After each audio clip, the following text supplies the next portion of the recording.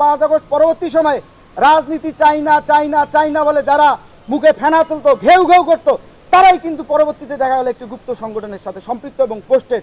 এবং 5 আগস্ট 12 ফেব্রুয়ারি পরিবর্তিতে যারা guest room গণরুম চাই না চাই না চাই না বলে ঘেউ ঘেউ করছে এবং অসৎ উদ্দেশ্য হাসিল করার জন্য, তারাই দেখা গেল গেস্ট রুম গণরুমের সাথে সেই 5 আগস্ট পূর্ববর্তী সময়ের মধ্যে সরাসরি সম্পৃক্ত ছিল।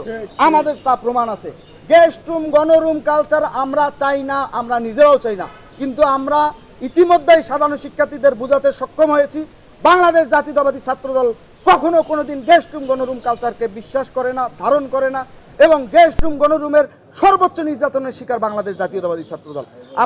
গত 24 মে বাংলাদেশ জাতীয়তাবাদী ছাত্রদলের উপর 2022 সালে বাংলাদেশ জাতীয়তাবাদী ছাত্রদলের উপর যে রকম হামলা হয়েছে, আপনারা দেখবেন এখানে তন্নি মল্লিক এই যে ছেলেটি যেভাবে লাঠিপিটা করেছে, আপনারা তো সবাই দেখেছেন, ওই ভিডিও সবাই দেখেছেন।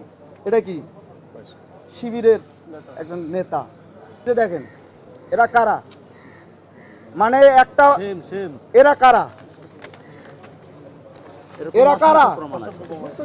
তারপর গত শহীদ সার্জেন্ট জরুল হলে তো আপনারা দেখেছেন ওরা কারা। একটা বিষয় ইতিমধ্যেই সবার মধ্যে গেঁথে গেছে, আসলে হেলমেট বাহিনী কারা ছিল। মানে যারা আমরা যে মিছিল মিটিং সমাবেশ করতাম, অতি অ্যাগ্রেসিভ ভূমিকা কারা অবতীর্ণ ছিল। আমরা এইভাবে গুপ্ত শিবির বলতে আমরা সন্ত্রাসী ছাত্রলীগকে বাংলাদেশের রাজনীতিতে জায়েজ করতে চাই না।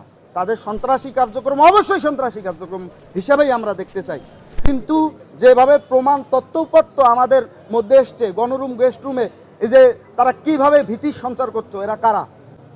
মানে ওই সময় তারা অতিমাত্রায় ছাত্রলীগ সাজার জন্য এমন কোনো হীন কাজ নেই তারা করতো না, সেটা হেলমেট পরে হোক কিংবা গণরুম বা গেস্ট রুমে নির্যাতন নিপীড়নের মধ্যে হোক।